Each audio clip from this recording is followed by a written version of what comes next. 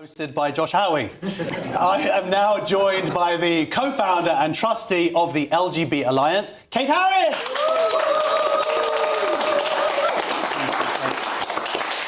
Have you seen what's happened this week? I have, but let me start by clearing up a few factual errors that we've just had shared with us. First of all, the split between LGB and QTIA+ is a myth.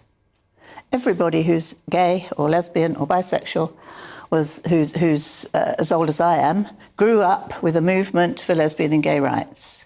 The T wasn't added, generally, in this country until 2015. It came like a parasite. Just like paedophile information exchange was a parasite on Gay Liberation Front, TQIA+ was a parasite on what was a very healthy movement for lesbian, gay and bisexual rights. So please, if anybody thinks that LGB Alliance split the movement, we didn't. We are returning to the original fight for gay and lesbian rights that started at the Stonewall riots and has gone on over the last 50 years very successfully. In terms of the QTIA+, why do we think it's parasitic? Because it is promoting an ideology that destroys the lives of homosexuals, it destroys the lives of children, it destroys liberal democracy because it's a pack of lies. It's based on a concept that doesn't exist, which is that everybody has a gender identity. Now, this is a cult belief. This has no basis in fact. So as LGB Alliance, we've been fighting since 2019 to stand up for there are two sexes. Sex cannot be changed. Children should be left alone to go through puberty. There should be no unnecessary medicalisation or surgery of gender non-conforming children. And freedom of speech is an essential plank of a liberal democracy. So thank you, the USA, now following us, following the example of a tiny charity. This whole thing about how many members have you got? Who thinks this? Ask the average person in the street, are there two sexes or are there multiple sexes? They will say two. Does every single person on earth have a mother? Yes, they do. Should we let lesbians and gays be happy and grow up and have a nice time? Yes. Most people in this country think in very clear terms. Now, to say your comment about paedophiles at the end of that stupid clip was homophobic, it makes me terribly angry. I'll tell you what's homophobic. Cutting breasts off teenage girls because they're gender non-conforming. Giving puberty blockers, which has only stopped this year, to kids who are confused because of organisations like Stonewall who've been lying to them since 2015. So it's the QTIA+, which is homophobic. And the plus is the lethal part. And we've said this over and over again. I've said it to government.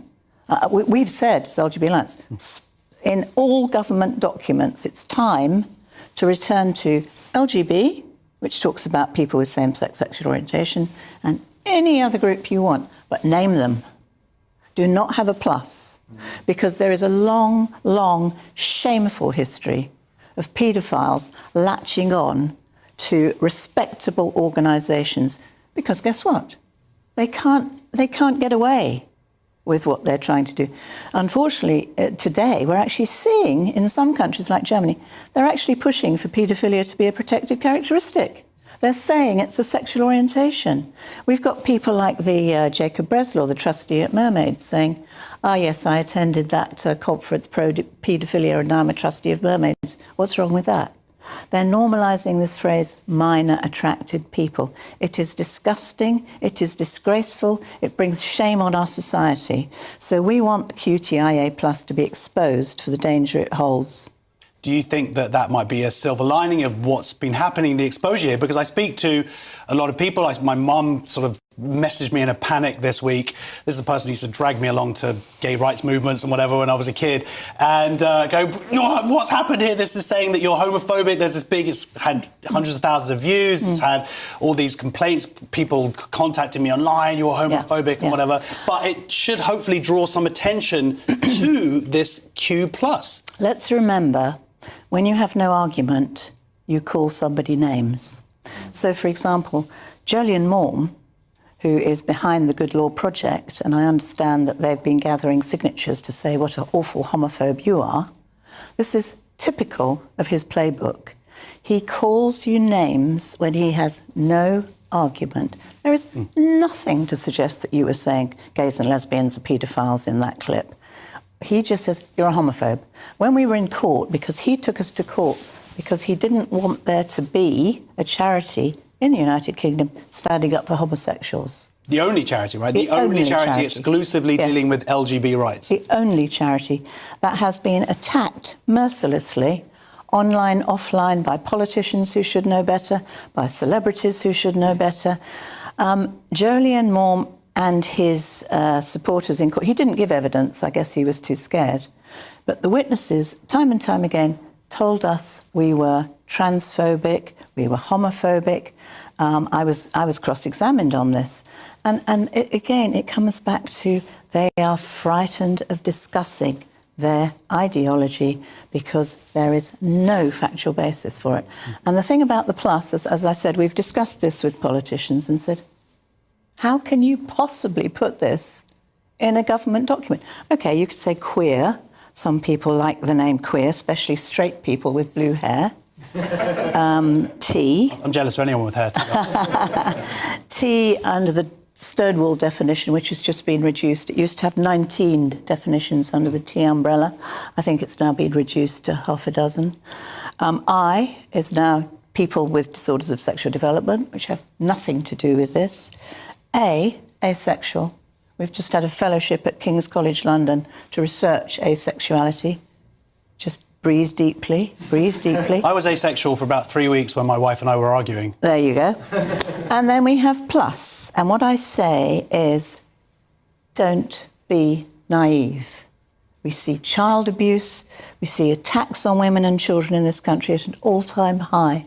We have to be on guard. If we say plus, what is the boundary? What is the limit? There are many people who wish to see the age of consent reduced and reduced and reduced, and they talk about empowering children. Be afraid, be very afraid.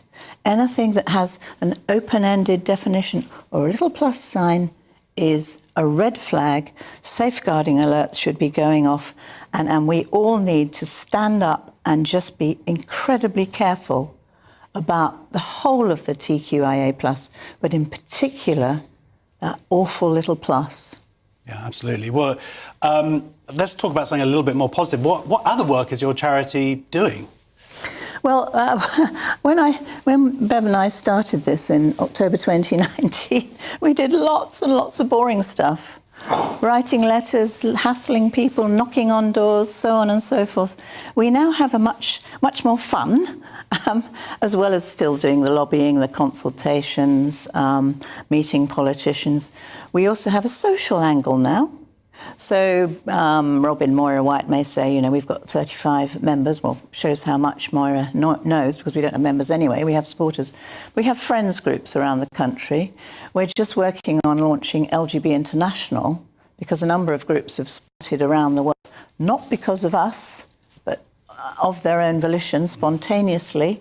And we need to stand up against groups like ILGA, who spout the QTI nonsense worldwide. Don't forget, ILGA was thrown out of being an observer at the UN because of its association with NAMBLA, a paedophile organisation in the US. So this is why we have to be so careful. There are so many examples of gay and lesbian groups being infiltrated. Also, I should mention that for young people from 13 to 24, we have an online chat helpline, so that any kid who's thinking, you know, might I be gay? Might I be lesbian? Am I born in the wrong body? Because they're taught so much complicated lying at school and, of course, online, which is shocking. If they want to talk to somebody who will definitely be lesbian, gay or bisexual, they can do that online chat. There's no conversations between the people who call in, but it's an online service. And we'll continue to develop services like that, and just to develop our voice, because we are so often misrepresented. That's why we like GB News, because you have us on. The BBC will not have us on, ever. Channel 4 News will never have us on. ITV will never have us on, because we're the wrong kind of gays and lesbians. So it's a real effort for us to be heard. But we're constantly trying to talk to journalists and get our message out. That's why this channel exists, that's why this show exists, and thank you so much for coming and joining us on your Sunday evening. And you're not a homophobe, you're gorgeous. Thank you very much.